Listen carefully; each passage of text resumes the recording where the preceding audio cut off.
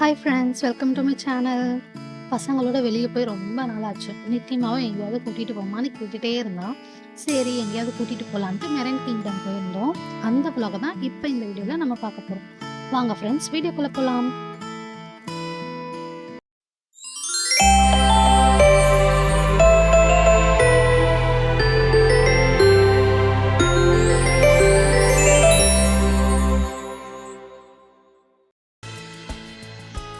அன்னைக்கு மார்னிங் நான் கொஞ்சம் சீக்கிரமே எழுந்துட்டேன். அப்போ தான் பசங்க எழுந்துக்கிறதுக்கு முன்னாடி ஒரு பாதி வேலையாவது முடிச்சு வச்சிடலாம் அப்படின்னு சொல்லிட்டு. பிகாஸ் அவனுங்க எழுந்துட்டானுங்கன்னா சுத்தமாக வேலை செய்யவே விட மாட்டானுங்க. வீட்டிலேருந்து ஒரு 9 o'clock கிளம்பலாம் அப்படின்னு பிளான் பண்ணியிருந்தோம். ஸோ நான் 5:30க்கு எழுந்தால் தான் ஒரு 9:30க்காவது கிளம்ப முடியும். ஸோ நான் எழுந்துட்டு எல்லாருக்கும் டீ போட்டு வச்சுட்டு வாசலில் கோலம் போட்டுட்டு ஃபிஷ்ஷுக்கு ஃபுட்டு போட்டுட்டு நான் பிரேக்ஃபாஸ்ட் செய்ய ஆரம்பிச்சிட்டேன்.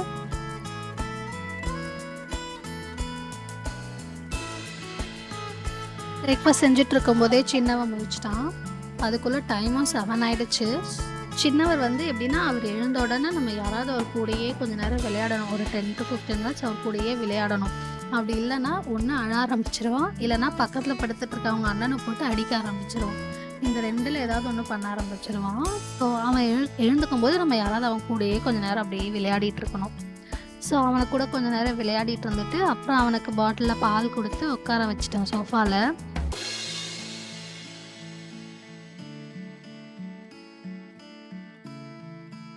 கொஞ்ச நேரத்துலலாம் பெரியவனா எழுந்துட்டான்.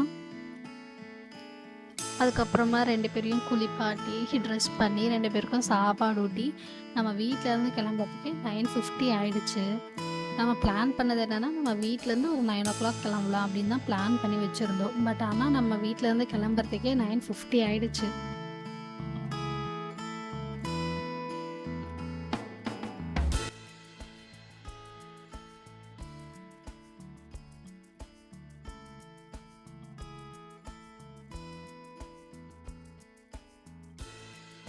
நம்ம வீட்டிலேருந்து மெரைன் கிங்டம் பக்கம் தான், ஒரு 30 minutes அவ்வளோதான் ஆகும். ஸோ நம்ம 10:30க்குள்ளேயே அங்கே ரீச் ஆகிட்டோம். VGP marine kingdom, snow kingdom, அப்புறம் யூனிவர்சல் கிங்டம், இது மூணுக்குமே பார்த்திங்கன்னா காமனான பார்க்கிங் ஸ்லாட்டு தான். மிடில் ஸ்னோ கிங்டம் இருக்கும், ரைட் சைடில் யூனிவர்சல் கிங்டம் இருக்கும், லெஃப்ட் சைடில் மெரைன் கிங்டம் இருக்கும். பசங்க 2 பேருக்குமே கோல்டு இருந்ததுனால நாங்கள் ஸ்னோ கிங்டம் போகலை. அதனால தான் மெரைன் கிங்டம் மட்டும் வந்திருக்கோம். ஸ்னோ கிங்டம் தனியாக போகலாம் அப்படின்னு பிளான் வச்சுருக்கோம் இன்னொரு நாள். அது போகும்போது அதையும் வீடியோ எடுத்து அப்லோட் பண்ணுறேன் பாருங்கள். ரிசப்ஷனே பாருங்கள் எவ்வளோ பிரம்மாண்டமாக இருக்குது. இதோட தீமே பார்த்திங்கன்னா அந்த அக்வேரியம் தீமுக்கு ஏற்ற மாதிரியே டிசைன் பண்ணி வச்சுருந்தாங்க.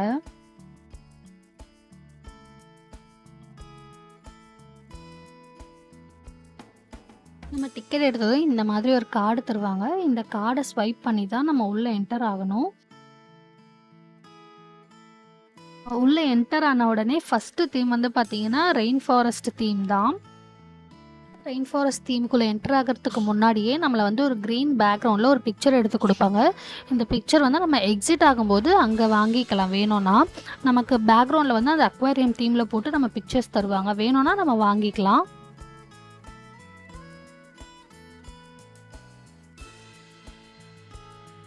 ஃபஸ்ட்டு தீம் ரெயின் ஃபாரஸ்ட்டுன்னு சொன்னேன் இல்லையா? ஸோ இந்த ஃபிஷ்ஷஸ் எல்லாமே ரெயின் ஃபாரஸ்ட்டில் இருக்க அந்த ஃபிஷ்ஷோட டைப்ஸு.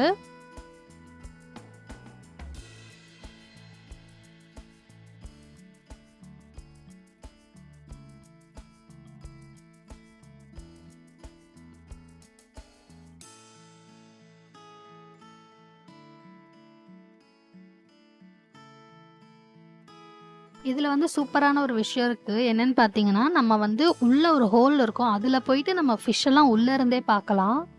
நல்லா ஜாலியாக இருக்கும். வெளியில் அடிக்கிற வெயிலுக்கு பசங்களை ஒரு 2 to 3 hours எங்கேயாவது வெளியில் கூட்டிகிட்டு போயிட்டு எங்கேஜ் பண்ணணும் அப்படின்னு நினச்சிங்கன்னா, அதுக்கு இந்த பிளேஸ் ஒரு சூப்பரான பிளேஸு. இதை நம்ம மொத்தமாக சுற்றி பார்க்கவே ஒரு 2 to 3 hours ஆகும் மேக்ஸிமம், அவ்வளோதான். இதில் பார்த்தீங்கன்னா ஒரு டனல் மாதிரி இருக்கும். நம்ம அந்த டனல்குள்ளேயே போய் கூட ஃபிஷ்ஷஸ் எல்லாம் பார்த்துட்டு வரலாம். பசங்க 2 பேரும் நல்லா என்ஜாய் பண்ண ஆரம்பிச்சிட்டாங்க.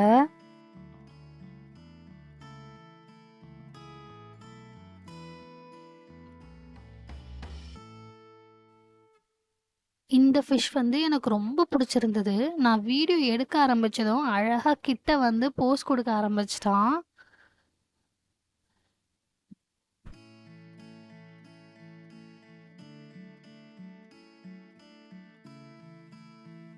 அங்கருந்து அப்படியே கீழ இறங்கி வந்தீங்கன்னா, ஃபாரஸ்ட் தீம்ல செட் பண்ணி வச்சிருப்பாங்க. ஃபாரஸ்ட் தீம் அப்படின்றதுனால மைல்டான ஒரு சவுண்ட் எஃபெக்ட்ஸுமே நமக்கு இருக்கும். பக்கத்துல வந்து ஒரு சின்னதா வாட்டர் ஃபால்ஸ் வச்சிருப்பாங்க. அந்த வாட்டர் ஃபால் சவுண்ட் எஃபெக்ட்ஸ் எல்லாமே சேர்ந்து ஒரு ஒரிஜினல் ஃபாரஸ்ட் எஃபெக்ட் நமக்கு குடுக்கும். இந்த இடத்துல வந்து பார்த்தீங்கன்னா, நம்ம தொட்டிகள்லாம் வளர்ப்போம் இல்லையா? அந்த மாதிரி அழகுக்கு வளர்க்குற அந்த டைப் வெரைட்டி ஃபிஷஸ் எல்லாம் இங்க இருக்கும்.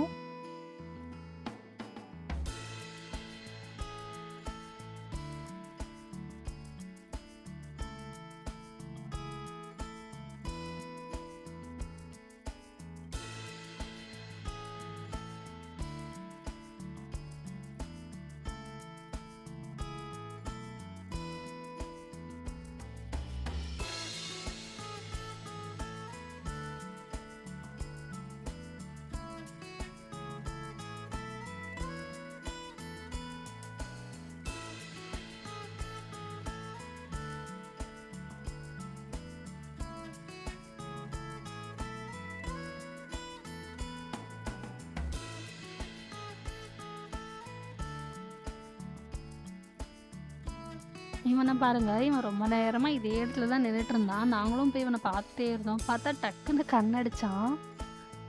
ஃபிஷ்ஷு கண்ணடிச்சு நான் இப்ப தான் ஃபர்ஸ்ட் டைம் பார்க்குறேன்.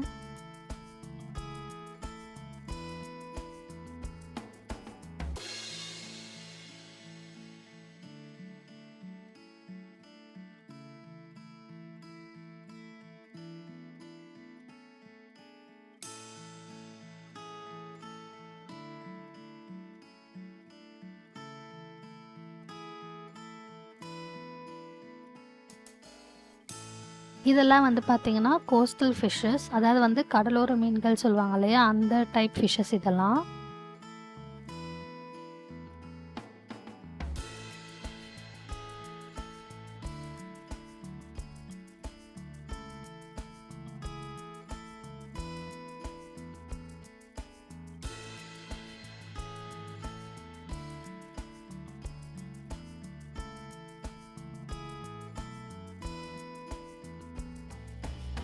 அங்க நான் பார்த்ததுல இவன் தான் ரொம்ப சேட்டைக்காரனா இருந்தான்.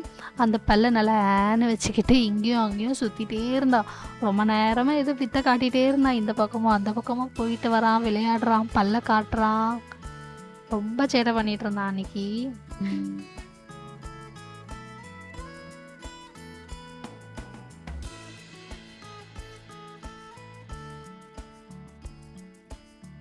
இந்த ஃபிஷ் எல்லாம் பாருங்க. இதெல்லாம் பார்க்கறதுக்கு நம்ம அந்த ஃபைண்டிங் நீமோ படத்துல வரும்ல, அந்த ஃபிஷ் மாதிரியே இருந்தது.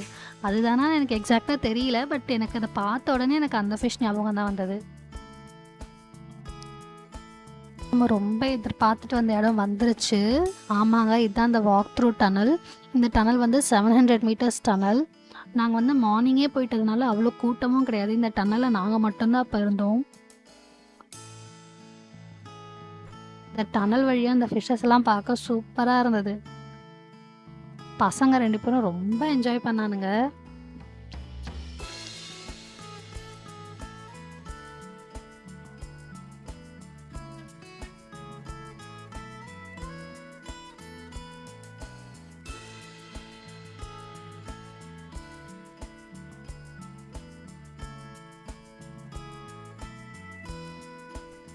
இது வந்து பார்த்தீங்கன்னா, ஒரு ஆழ்கடல்ல ஒரு கப்பல் வந்து பாழடைஞ்சு போயிருந்ததுன்னா எப்படி இருக்குமோ, அந்த எஃபெக்ட்ல வந்து செட் பண்ணியிருந்தாங்க. ரொம்ப அழகா இருந்தது. உண்மையிலேயே ஒரு ஆழ்கடல்ல போயிட்டு ஒரு பாழடைஞ்ச கப்பல பார்த்தா எப்படி இருக்கும், அதே மாதிரி இருந்தது.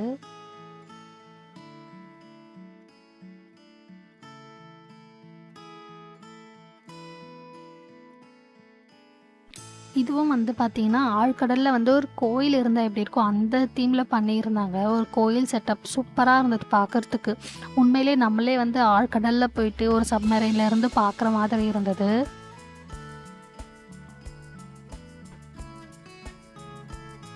உண்மையிலேயே நம்ம குழந்தைங்களோட வந்து இந்த இடத்த பார்க்கறது ரொம்ப வருத்தம் தான் நான் சொல்லுவேன். பார்க்க அவ்வளோ அழகா இருந்தது. குழந்தைங்க ரொம்ப என்ஜாய் பண்ணாங்க.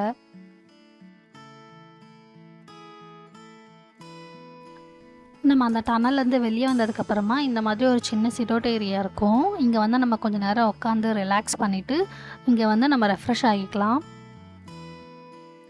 அவ்வளோதாங்க. மொத்தம் இந்த மெரின் கிங்டமை சுற்றி பார்க்குறதுக்கு மேக்ஸிமம் ஒரு 2 to 3 ஹவர்ஸ் ஆகும். அவ்வளோதான். அதுக்குள்ளே நம்ம பார்த்தே முடிச்சிடலாம்.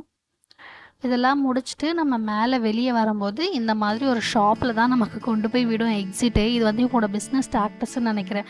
டேரெக்டாக வெளியே போயிட்டா அவங்களுக்கு என்ன லாபம், அதனால் டேரெக்டாக இந்த ஷாப்புக்குள்ளே விட்டுடுறாங்க. இந்த ஷாப்லேருந்து தான் நம்ம எக்ஸிட்டே ஆக முடியும்.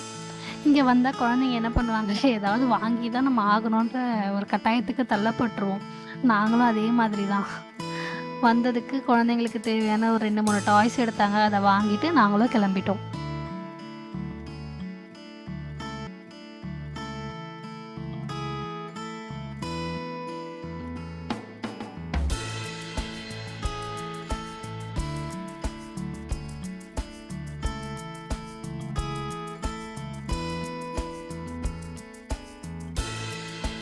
ஓகே ஃப்ரெண்ட்ஸ், இதே மாதிரி இன்னொரு வீடியோவில் உங்கள் எல்லாரையும் சந்திக்கிறேன். பாய்.